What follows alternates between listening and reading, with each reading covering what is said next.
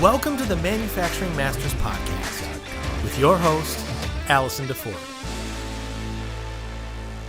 Hold on to your hats, everybody. We have the queen of world-class maintenance with us today, and her name is Kim Wolf, formerly plant manager for Campbell Soup and director of manufacturing for McCormicks and a number of other companies.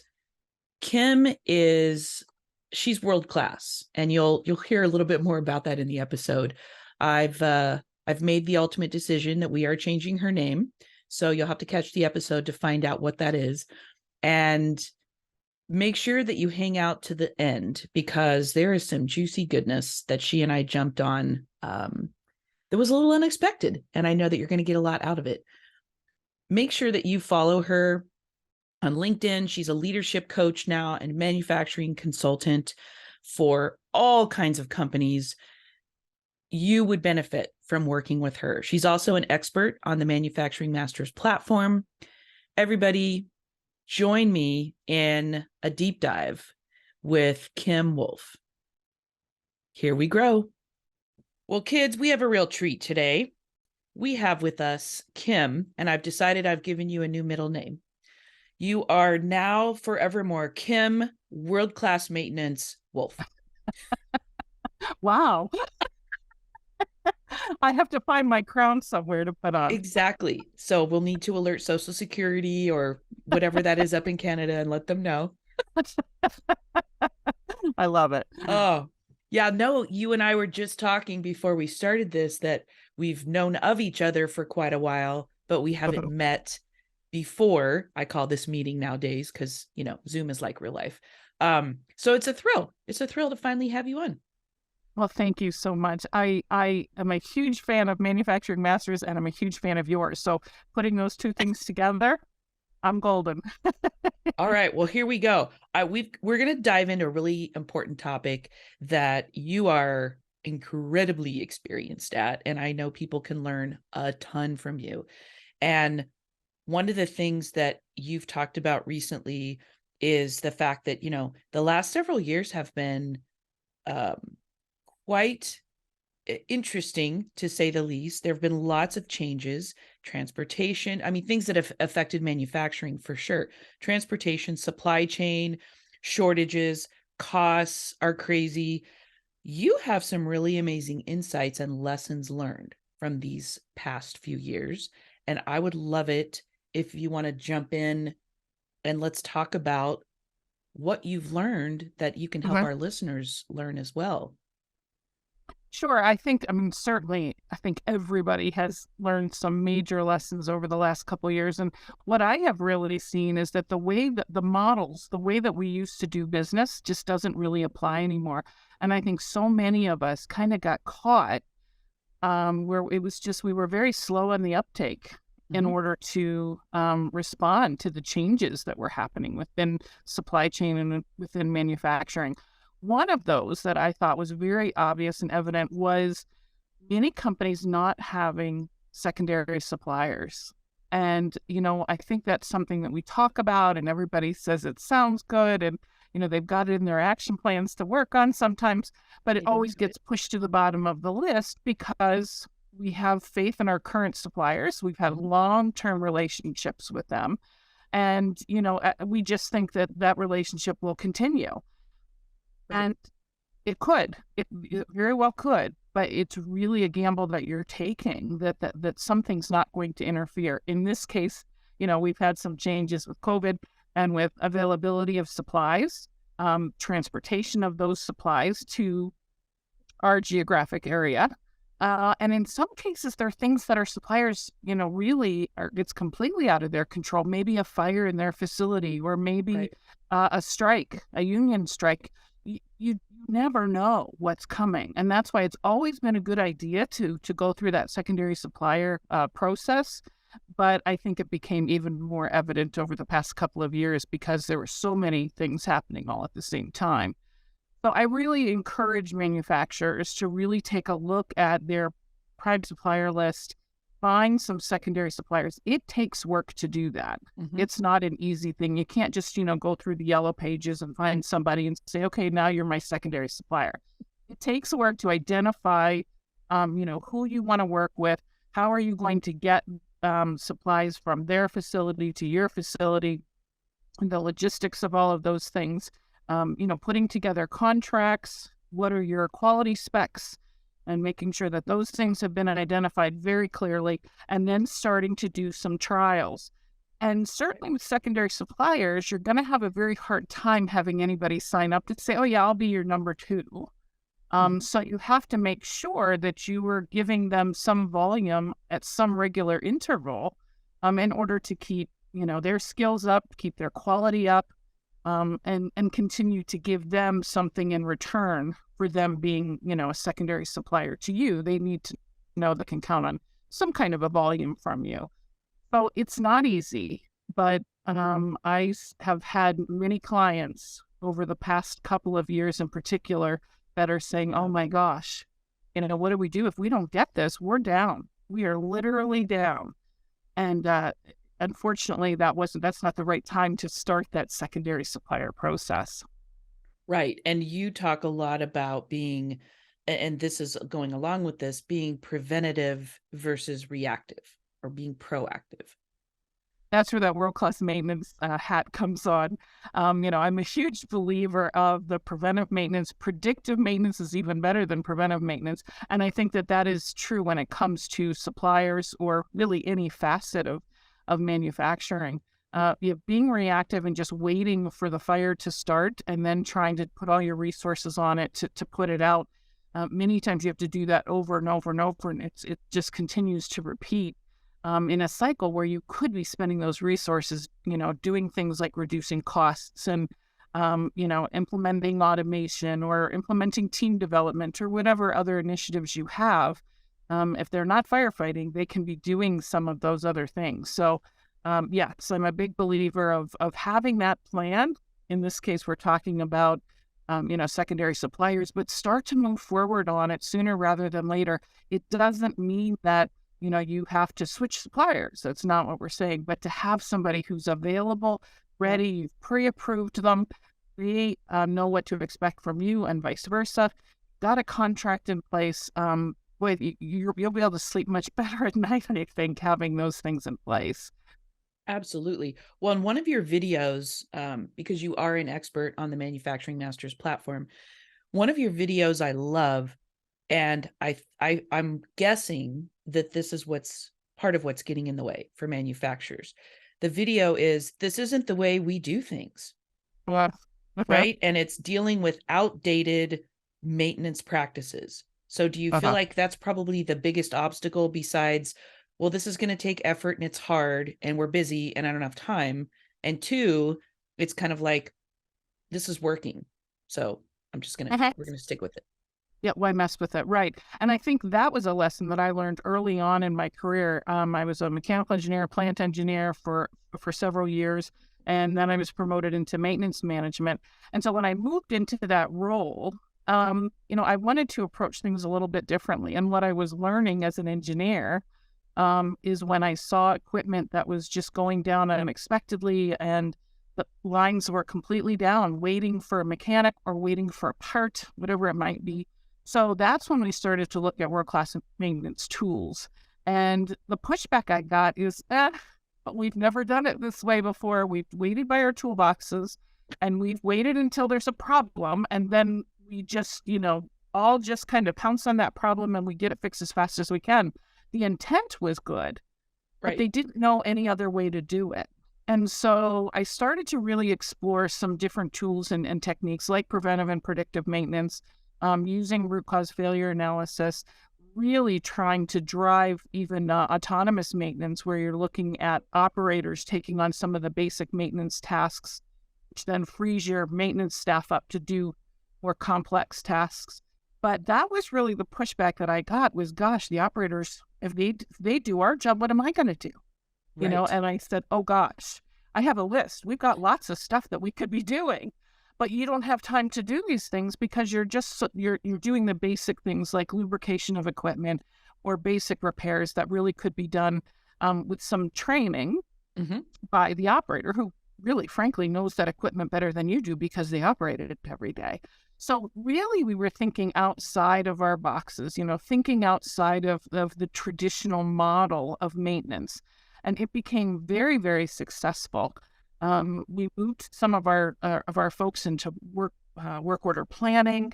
We moved them into predictive and preventive maintenance programs where we were really digging in, really doing a great job with detail and with input once the maintenance task had been completed, putting that input back into the system, using pictures to show where the problems were, lots of things like that. But it didn't happen overnight because Right. I think all of us revert to what we know. That's human nature for us. Mm-hmm. And so I would say the same if you're using this example with secondary suppliers. We're good. It's not a priority right now. We may or may not get to it. We're fine with what's been happening. And that's exactly the same process that I went through with maintenance. But once you can get on the other side of that and look back, you realize all the opportunities that you missed along the way by becoming so entrenched in tradition and doing things the same way that you always have. I think one of the things that you just said that really stuck out for me is that reallocation of duties, Uh, that when somebody says, oh, but that's going to take away from me, and you say, no, you could uh, actually be doing these things.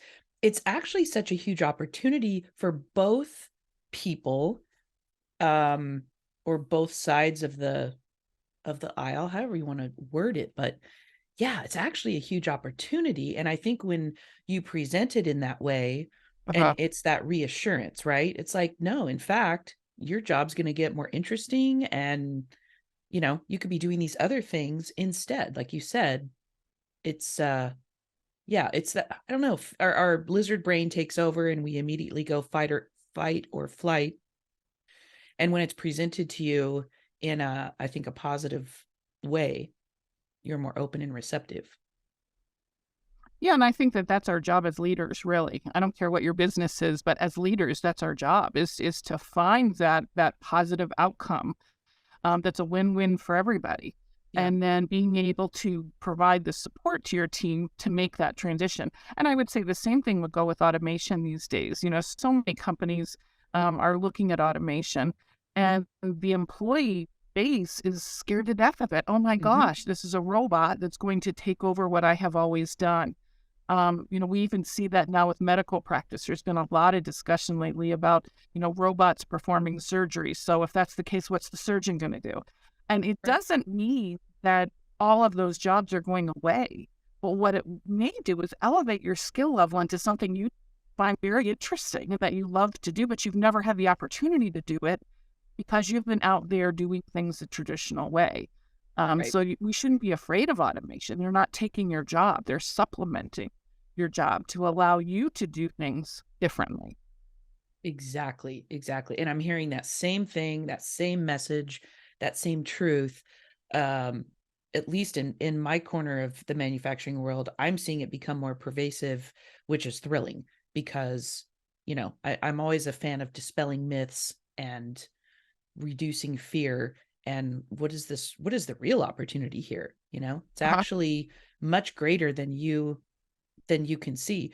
One thing that I love that you talk about is technology and being data driven with your maintenance. Do you want to share with our listeners something along those lines of, a good takeaway for them, or something meaty that will be meaningful that they could utilize with data and Sure. technology?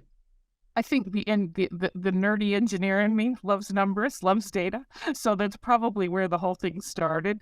But I have found in my career that without data, one, we don't know what to work on. And two, we can't ever measure our progress against it. Right. You have to be able to baseline where you're at today to identify how much are these opportunities worth. And I know so many companies that are trying so hard with employee empowerment and kind of develop teams and that kind of thing. And they get a team together and the team completes what they were supposed to do. And then everybody steps back and says, what was the impact? Where would I see that? We spent a lot of employee time, maybe even, money, capital, whatever it might be. What did we get back for that?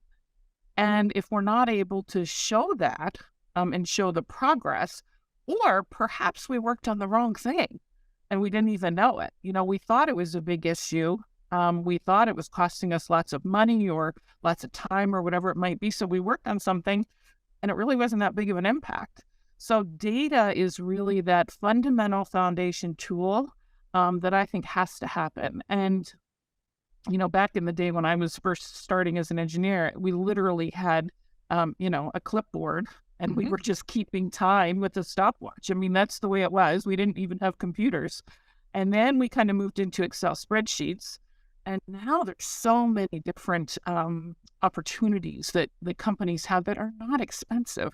It's not a huge investment that companies have to make to collect data, but you have to have it. And I know that many companies who have put in some kind of a data acquisition system, it has paid for itself over and over and over again. But again, I think it's a tool that you have to have for continuous improvement, for world-class maintenance, for world-class manufacturing, for all of those things. You have to know what to work on and you have to know what it's worth and then be able to monitor your progress against it. Well, and I have a question for you, and forgive my ignorance. I have a good buddy, Paul Van Meter, who's the founder of ProShop ERP. Is an ERP system, would that fulfill this? And again, forgive my ignorance in asking this question, but is that would that be a solution for, say, a small to mid-sized manufacturer to utilize something like that? It is. An ERP system is one part of data. So ERP is really looking at, looking at your resources, your supplies coming in, looking at your finished product inventory, looking at your finished product going out, and then putting a plan together of how to most efficiently produce the product that you produce. So an ERP system, that is certainly one aspect of data acquisition. Another one might be downtime collection. Where you're keeping track of which pieces of equipment are down. You're not necessarily going to get that in an ERP system, but it's not a very complicated system to get it from as an adjunct type of a system. But yes, ERP systems absolutely provide a level of data that manufacturers really need to have in order to efficiently plan. Well, I always have too many questions, and I'm looking at the time. We already need to wrap up. Oh gosh. I feel like we just started 2 minutes ago. I know. Well, one thing, this is going to be kind of a side question that I wasn't planning on asking you, but I'm super curious. I just recently had Megan Zimba on, and we were talking about women in manufacturing, because that's, she does Mavens of Manufacturing and is a huge advocate. And I know you've been a director of manufacturing for McCormick, right? Huge company, plant manager at Campbell Soup. Like you're an engineer, but obviously I don't think you look like the typical plant manager or director of manufacturing that maybe I would have thought of as a kid growing up. Right. And so my question is, what has that been like for you? And was it even an obstacle? Because I'm excited that someone like you is showing the next generation and that you can do anything. Obviously there are no limitations, but that old stereotype, I think, of what somebody in manufacturing leadership looks like isn't what you think it is. That's right. I don't know. I don't know where I'm exactly going with this, but what has been your experience, and has it been an obstacle or not? I get asked that question a lot, and I think sometimes people expect me to say, oh gosh, yes, and I've had these, circumstances, these situations that have just been horrible, and I've had to push through them. I have not had that experience. For me, I have worked for companies who it just wasn't even an issue. It never was. Good. And so it was never a distinguishing factor in my mind, even though most of the time I was the only woman, sitting at the table, and, the only woman in my graduating, class when I graduated from Penn State in engineering. So it just hasn't really been an issue for me. But I think because it hasn't been an issue, it didn't become one, if you know what I'm saying. Right. Were there times that I was tested? I think when I was a young maintenance manager, I was 24, 25, 26, around there when I became a maintenance manager. First female maintenance manager, had a large maintenance staff reporting to me. And of course, I was the first woman that had happened with in the company. And did they test me? Sure. Did it bother me? No, because I knew what I was doing. And so I didn't try to overpower them. I didn't come out waving my engineering diploma and say, Right. I'm qualified. I just demonstrated consistently that I knew what I was talking about and I knew what I was doing, but I respected them and what they were bringing to the table too. Did I know it all? Absolutely not. Did I always have the best design or the best methods no, absolutely not. But working together, then we can reach that, the best. We could come up with these solutions that were the best. So I very quickly, I think, was able to prove myself. It could have been because I was young, could have been because I was a woman, could have been because I was an engineer and thought that I had all the answers. None of those things proved out to be a problem. I was never found myself working at a company where I felt stifled. I've been very fortunate and very blessed to work for companies that like I said, it just was never an issue. And nobody ever, I think, said, we're promoting you because you're a woman. And I didn't expect that. I knew I had to do the work.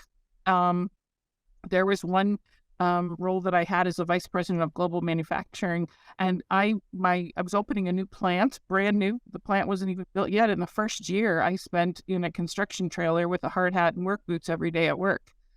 And that was part of the job. But what was so fulfilling and satisfying for me, because I was able to, really build this plant and hire this staff and train people. And it was an amazing opportunity to do. So the fact I had to wear a hard hat and work boots, who cares? So I was willing to do what it took in the jobs. When I was a maintenance manager, I'd be on my back with, wrenches, in my hand and underneath a piece of equipment, because that's what I needed to be doing. That was part of the job. So I always encourage women, don't go in thinking that there's going to be a problem, because if you do that, you probably are going to invite problems. Do the work, show up, and be the best that you can be, and you will get promoted. You will have those career opportunities because of that, because you've done the work. So I often get invited to, Girl Scout, Girl Guide classes or high school classes, and they want me to talk about women in STEM and things like that. And that's really the best advice that I can give people is, or give women, even younger girls, is if it's something you're interested in, just put your head down and do the work and be open to learning. Make sure you're networking with people who you admire and you have respect for, and listen to the advice that they give, and you'll be just fine. I love that. Spoken from Kim, world-class maintenance wolf. I'm telling you, you're gonna have to change your name now. Wow, that might be a little long for my passport. I don't know. It might be. Well, we'll just abbreviate WCM. Okay. Perfect. There you go. Perfect. Well, I wish we didn't have to go, but we do. I'm definitely going to have you back on numerous times, because there's so much wisdom and experience that you can share with manufacturers. And just because I think the fact that you've worked with larger manufacturers too is such a great, like, most of the people that are in our audience are small to mid-sized manufacturers. And I think that you bring just a depth of expertise and experience to help them realize that, you don't have to be massive. It doesn't have to cost a fortune, and you don't have to be afraid of it. You can adopt these systems and procedures that will benefit your organization, no matter what size you are. Exactly. And I do think that that's important. Some companies, the SMEs will say, gosh, you don't understand because you've always worked for these big companies. I have worked for a few small privately owned companies as well. So I understand the difference between the two and the resources that are available. Sometimes those big companies think that they've got all those resources internally. So they're not really looking as hard as they could for new ways of doing things, et cetera. I think a lot of times they're bringing those ideas in on who they hire, but the small to medium-sized companies have those resources available, like through manufacturing masters. Right. Those resources are there to help those smaller companies who don't necessarily have a training department or don't necessarily have, a world-class maintenance team. It's okay because we can take those tools and adapt them, like you said, and they can be very, very effective. So they should not be discouraged. Small to medium-sized companies should not be discouraged at all. All of those tools, root cause failure analysis, and world-class maintenance, and secondary suppliers, and all those things that we talk about are all available to them. All they need to do is just tap into the resources. Absolutely. Well, for everybody listening, run, don't walk. Make sure that you catch all of Kim's videos on manufacturingmasters.com. Every one of them is a gem, and you will learn so much. So, Kim, I cannot wait to have you back. Thank you so much for everything that you're doing in the industry, and I just really appreciate you. I am so glad to have been invited. Thank you, Allison. I look forward to more conversations. All right. Until next time. Take care. If you're not already, subscribe to the Manufacturing Masters podcast on Apple Music or Spotify. And for a deeper dive, head on over to manufacturing-masters.com. It's everything they never taught you in school.